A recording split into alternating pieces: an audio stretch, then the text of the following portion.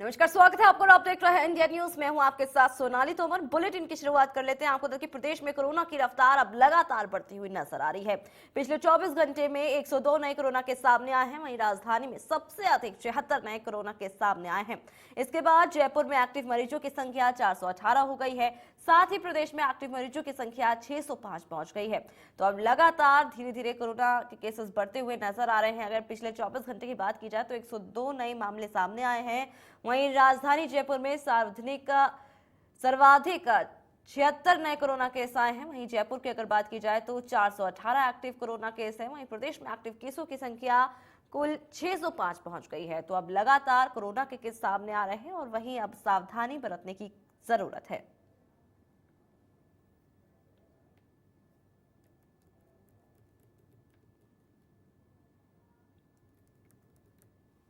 तो 24 घंटे में लगातार अब केसेस बढ़ते हुए नजर आ रहे हैं। 102 नए कोरोना के सामने आए हैं पिछले 24 घंटे में। जयपुर की अगर बात की जाए तो 418 एक्टिव केस देखने को मिल रहे हैं। तो अब लगातार धीरे धीरे केसेस बढ़ते हुए नजर आ रहे हैं। वहीं आइसोलेट वार्ड भी बनाया गया है। और जिस तरीके से पहले कोरोना एक बार फिर से खत्म हो गया था और पूरी तरीके से कोरोना खत्म हो गया था, जहां लॉकडाउन भी खोल दिया गया, अनलॉक हो गया सब और तमाम चीज़ें खोल दी गई और एक बार फिर से जो आम जनता है वो सावधानी बरतने के साथ साथ तमाम चीज़ें खोल दी गई, जिसके बाद तमाम देखने को मिला कि वही पहले की तरह नॉर्मल एक जीवन देखने को मिला। लेकिन अब एक बार फिर से कोरोना का कहर देखने को मिला है। एक बार फिर से कोरोना की रफ्तार देखने को मिली है।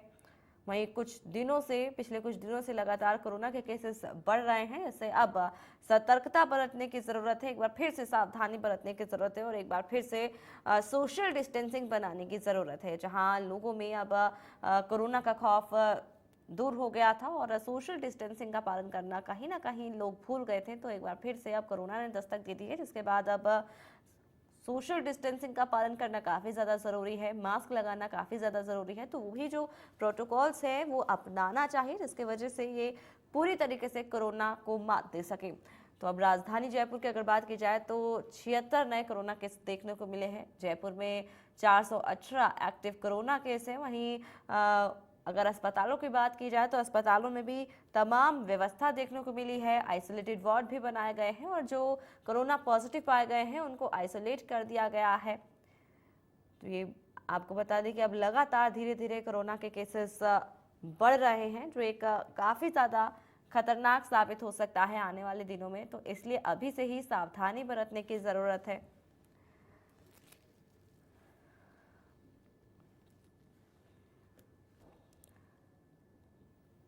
तो आपको बता दें कि प्रदेश में लगातार अब कोरोना के केसेस बढ़ रहे हैं। लगातार जिस तरीके से संख्या लगातार बढ़ती हुई नजर आ रही है, तो एक डराने वाले आंकड़े देखने को मिले हैं। पिछले 24 घंटे की जो आंकड़े हैं वो एक बार फिर से डराने वाले हैं। जयपुर की बात की जाए तो 418 एक्टिव केस देखने को मिले।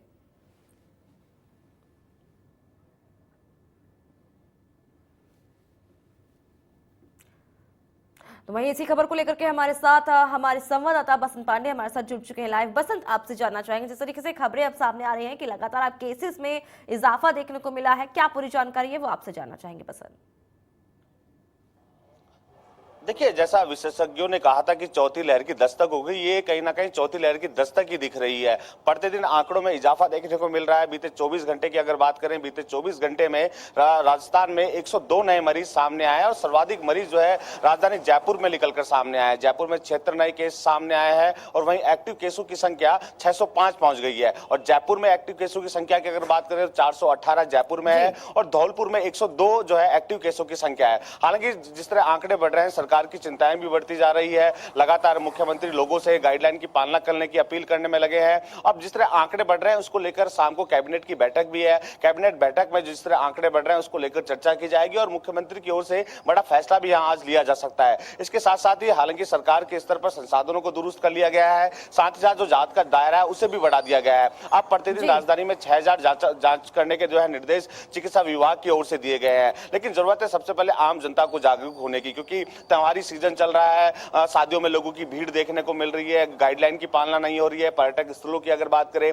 वहां भी कोरोना गाइडलाइन की पालना नहीं हो रही है। बाजारों पर भी जो है लोग मास्क का, सोशल डिस्टेंसिंग की पालना नहीं कर रहे हैं। जरूरत है सरकार को कहीं ना कहीं सप्लाई करने की, अगर पहली और दूसरी लहर की तरह। जी बसंत, आपसे जानना चाहिए जिस तरीके से अभी आपने बताया कि शादी समारोह भी हो रहा है और तमाम भीड़ देखने को मिली है, लगातार अब भीड़ एकजुट होती हुई नजर आ रही है, लेकिन जिस तरीके से अब आंकड़े लगातार धीरे धीरे बढ़ रहे हैं वो एक डराने वाले आंकड़े देखने को मिले हैं, क्योंकि अगर अभी से सावधानी नहीं बरती गई तो वही जो पहली और दूसरी लहर में हमने देखा और तीसरी लहर भी हमने देखा, तो एक चौथी लहर मानी जा रही है, क्योंकि अगर अभी से सावधानी नहीं बरती गई तो आगे तमाम ऐसी संख्या देखने को मिल सकती है। तो इस पर क्या जानकारी है, क्या बड़ी लापरवाही अब देखने को मिल रही है लोगों की? देखिए, पहली और दूसरी लहर में हालांकि शादी समारोह में व्यक्तियों की जो संख्या थी वो निश्चित कर दी गई थी। पहली और दूसरी लहर में पुलिस प्रशासन भी फील्ड में उतरा था और जो अनावश्यक जो है भीड़ इकट्ठा करके खड़े हो रहे थे उनके खिलाफ चालान भी काटे जा रहे थे। तो जरूरत है एक बार फिर पुलिस प्रशासन को फील्ड में उतारने की। जो व्यक्ति कोरोना गाइडलाइन की पालना नहीं कर रहा है उसके खिलाफ अगर चालान काटे जाएंगे तो चालान के बहस से निश्चित तौर पर जो है जो आम जनता है वो कोरोना गाइडलाइन की पालना करती हुई नजर आएगी। सरकार अपने स्तर पर तो लगातार प्रयास कर रही है, संसाधनों को भी दुरुस्त कर लिया गया है, अस्पतालों में ऑक्सीजन प्लांट भी लगा दिए गए हैं ताकि मरीज बढ़ते हैं तो जो है संसाधनों की कमी ना हो। लेकिन अब कह सकते हैं क्योंकि परीक्षाओं का समय चल रहा है, बच्चों में भी संक्रमण लगातार बढ़ता जा रहा है, ऐसे में अगर स्कूल और कॉलेज में जो है कोरोना की एंट्री होती है तो निश्चित तौर पर एक बड़ा विस्फोट हो जाएगा। उससे पहले जरूरत है आम जनता को जागरूक होने की। आज बैठक है मुख्यमंत्री की, कैबिनेट बैठक में मुख्यमंत्री जो है शिक्षा विभाग के अधिकारियों के साथ चर्चा करेंगे और माना जा सकता है कि कई बड़े फैसले भी मुख्यमंत्री की ओर से कोरोना की रोकथाम को लेकर लिए जा सकते हैं। जी बसंत, आपसे ये जानना चाहेंगे जिस तरीके से